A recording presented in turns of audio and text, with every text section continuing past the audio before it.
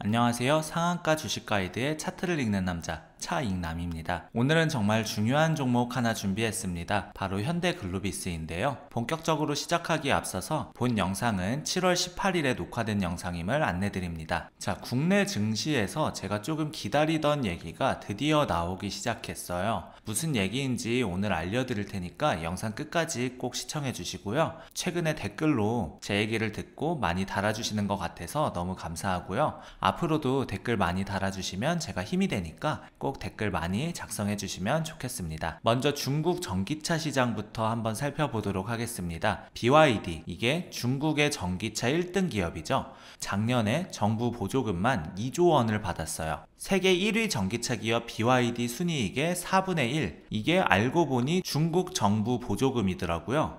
BYD가 지난해 순이익이 약 55억 달러인데 이 중에서 약 26%가 중국 정부 보조금이에요. 그러니까 중국 보조금이 빠지면 이만큼도 사라진다고 생각하시면 될 것 같아요. 지리자동차 같은 경우에도 같은 기간에 138만 6천 대를 판매해서 60% 증가했고, 상하이 자동차도 101만 8천 대를 판매해서 12%가 증가했는데 다 정부 보조금으로 밀어줘서 성장이 크게 나올 수 있던 거죠. 여러분들도 얼추 알고 있었잖아요. 중국 전기차 성장이 빠른 이유가 정부에서 막대한 자금 지원을 했기 때문이라는 건 알고 있었어요. 그런데 BYD가 중국 정부의 전폭적인 지원을 받고 있다는 점을 악용해서 뭐까지 하냐면 하청업체 대금을 미루는 방식으로 실적을 마사지하고 있습니다. 돈을 주면 그게 비용 처리가 돼버리잖아요. 비용이 나가면 이익이 줄어듭니다. 그러다 보니까 대금 지급을 계속 미루게 되면서 원래는 한두 달이면 줘야 되는데 이거를 5달, 6달 이렇게 돈을 미뤄버리는 거예요. 그러면 BYD는 당연히 돈을 안 주니까 좋겠지만 BYD한테 공급하는 하청업체들은 어떨까요? 들어올 돈이 5달, 6달 동안 안 들어오면 돈이 막혀버리죠. 그러면 여기도 분명히 다른 데다가 대금을 치러야 할 텐데 BYD에서 돈을 안 주다 보니까 뭐 여기 줄 거 돈 막히고 저기 줄 거 돈 막히고 그러다 보니까 사실 흑자 도산을 한다든가 말도 안 되는 상황이 생기는 거죠.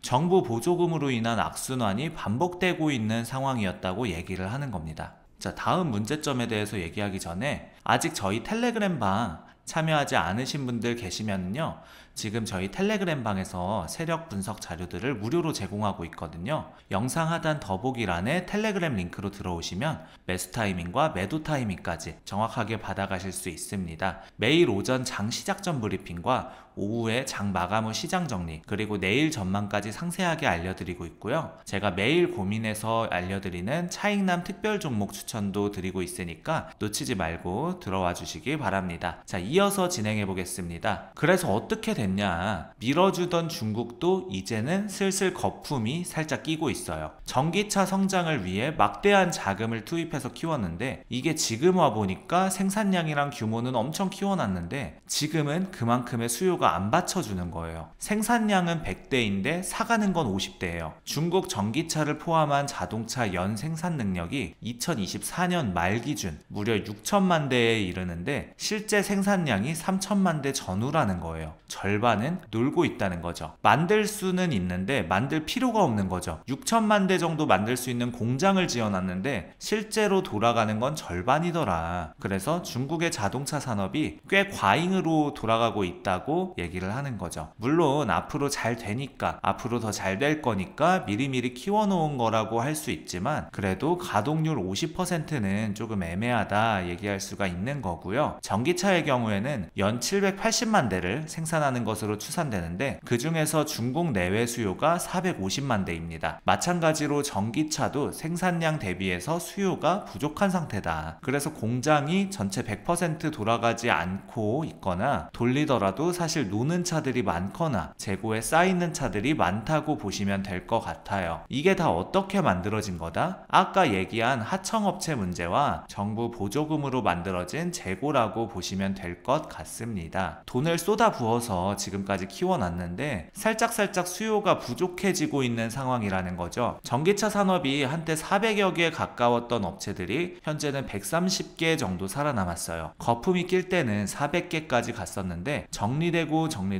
쳐내고 쳐내다 보니까 130개 정도 남아있다고 얘기를 하는 겁니다. 아까 BYD가 실적 마사지를 하려다 보니까 보조금 받아서 생산하는데 그 생산할 때 맡긴 하청업체들한테 돈을 준다 했어요? 안 준다 했어요? 주는데 늦게 준다고 그랬죠. 하청업체의 마사지 영향이 상당히 크더라고요. 방금 전에 400개 중에서 왜 130개로 줄었냐? 하청업체들이 너무 힘든 상황에 처했기 때문이에요. 돈이 안 들어오니까. 그래서 망한 기업도 많다라는 거죠. 자, 그런데 여러분 구독과 좋아요 한번 눌러주시면은 이런 중요한 시장 변화 소식을 놓치지 않고 전달해 드리겠습니다. 구독과 좋아요 꼭 좀 눌러주시고요. 여러분들의 작은 관심이 더 좋은 정보를 만드는 원동력이 된다는 점 안내 드리면서 다음 내용으로 진행해 볼게요. 자, 중국 자동차 부품 업계가 완성차 업계의 대금 결제 기일이 너무 긴 탓에 경영난에 허덕이고 있어요. 사실 못해도 한두 달 안에는 줘야 되지 않겠습니까? 근데 중국 대형 완성차 업계의 평균 대금 결제 기일이 170일입니다. 170일이면 얼마입니까? 최소 5개월에서 6개월 뒤에 준다는 거예요. 내가 얘네한테 받아가지고 주문해서 이게 들어오고 그 다음에 돈을 줘야 되는데 이게 오늘 줄 거를 내년 1월에 준다는 얘기입니다. 말 그대로 하청업체잖아요. 부품업체잖아요. 얘네들은 정부 보조금을 엄청나게 쏟아부어 줍니까? 안 그렇다는 거죠. 쏟아부어 주는 데는 전기차 생산하고 이런 곳이죠. 그럼 얘네들은 정말 한두 달은 어떻게 하겠지만 3달, 4달 지나버리고 돈이 안 돌아가고 주문을 못하고 대금을 결제를 못하고 그러다 보면 흑자도산하는 그런 기업들도 생기는 거죠. 실제로 BYD 결제일이 얼마냐? BYD도 최소 4개월이에요. 샤오펑이 232일입니다. 230일 정도면 거의 8개월이에요. 니오가 219일 비슷하죠. 웨이라이 194일, 최소 6개월입니다. 말도 안 되는 수준으로 지금 결제 기일이 밀리다 보니까 하청업체들이 먹고 살지를 못하는 거예요. BYD의 최근 미지급금 규모는 2,440억 위안으로 약 47조 원이고 2014년 대비해서 한 10배 정도 늘었습니다. 물론 총매출 대비해서는 비율이 줄긴 했어요. 근데 총매출 대비해서 비율이 준 게 중요한 게 아니라 미지급금이 말도 안 되게 늘어나고 있더라. 근데 아까 얘기한 대로 매출이라든가 순이익이라든가 이 모든 부분은 정부 보조금으로 쑤셔 넣은 게 있기 때문에 사실 그거에 대해서 몇 퍼센트다 몇 배다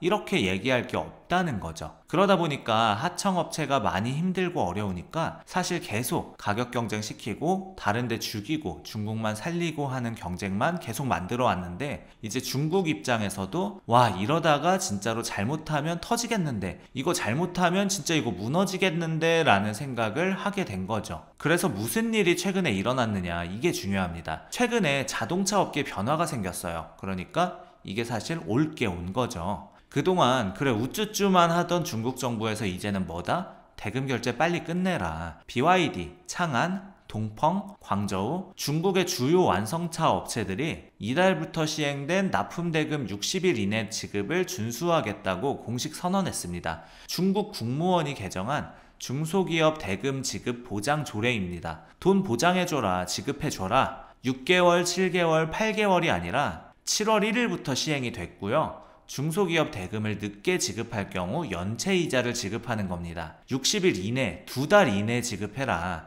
너네 한 달 미루지 말고 2달 미루지 말고 빨리빨리 하는데 아무리 늦게 해도 늦게까지 미뤄도 60일 이내는 지급을 해라. 이렇게 약속을 한 겁니다. 실제로 안 내면 0.2% 연체 이자를 부과하기로 발표를 했습니다. 내부 프로세스 개선과 디지털화로 계약, 청구, 지급 등 전 과정을 실시간 관리해서 모든 대금을 기한 내 지급하겠다라고 언급을 했는데 아니 이럴 거면 진작 지급하지 이걸 왜 지금 와서 강제하니까 이자 내라니까 지급하는 거냐. 그래서 이거에 대해서 확인해 봤더니 중국 정부가 중소협력사들의 자금난이 심할 수 있다면서 대기업의 사회적 책임 및 상생을 강력하게 요구했다고 합니다. 그러니까 강제로 시킨 거죠. 중국은 아시겠지만 기업의 CEO도 교체할 수 있어요. 중국에서는 정부에서 강력하게 요구하면 시키는 대로 해야 됩니다. 근데 이게 그냥 말로만 하는 게 아니라 뭐까지 받고 있냐? 신고까지 받습니다. 혹시 돈 못 받거나 돈을 못 받아서 지금 힘들거나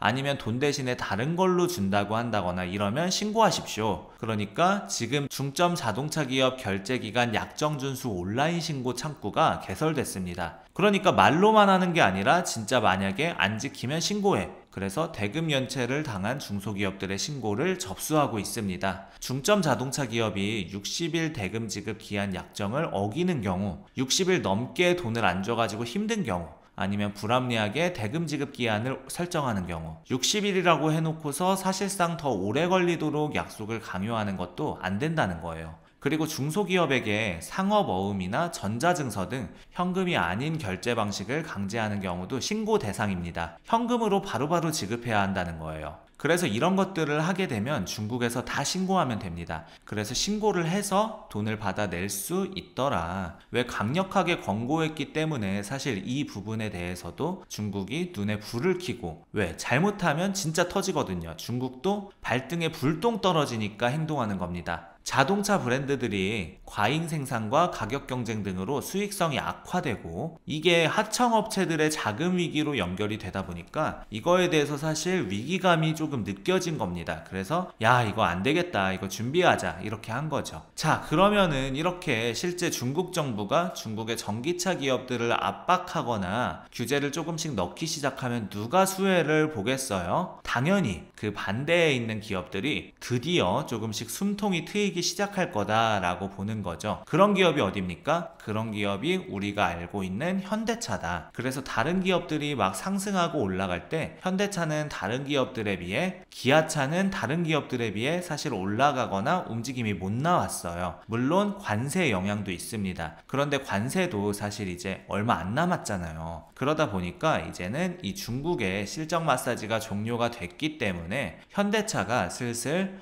우리가 관심을 좀 가져볼 때가 오지 않았나 라고 생각을 하는데, 항상 얘기하지만 현대차에 관심을 가지라고 해서 현대차 자체를 관심 갖는 게 아닙니다. 집중하셔야 돼요. 미국발 관세 우려로 지지부진한 흐름을 이어가던 자동차주에 고배당 매력이 부각되고 있습니다. 주가가 상승한 다른 업종들은 배당 수익률이 하락했는데 자동차 업종은 상대적으로 낮은 주가 수준에서 높은 배당을 유지하고 있거든요. 예를 들어 증권주나 금융주는 주가가 올라서 배당 수익률이 떨어졌는데 자동차 업종은 바닥 수준에 있으면서도 현대차가 5.6%, 기아가 6.5%의 배당 수익률을 보여주고 있어요. 그러다 보니까 투자자들이 상대적으로 매력적으로 느낄 수 있다는 거죠. 자, 일단은 이번에 관세 여파로 현대차와 기아의 대미 수출 물량이 77,892대로 작년 동월 대비 감소했습니다. 감소했다라는 게 아까 얘기한 대로 관세 영향이 좀 있었죠. 근데 오히려 거기에 대해서 사람들이 최근에 상법 개정하고 하니까 좀 긍정적으로 보는 부분이 생긴 거예요. 현대차와 기아는 주가도 지금 높지 않으면서 현금이 많아서 배당 여력이 충분하고, 배당 수익률도 현대차가 5.6%, 기아가 6.5%로 상당히 매력적이에요. 그래서 배당금을 작년 수준으로 유지하고 있고 주주 환원에도 꾸준히 나서고 있다는 점에서 유망하다라고 볼 수가 있는 거죠. 그러면 현대차, 기아차에 관심을 가져야 되나요?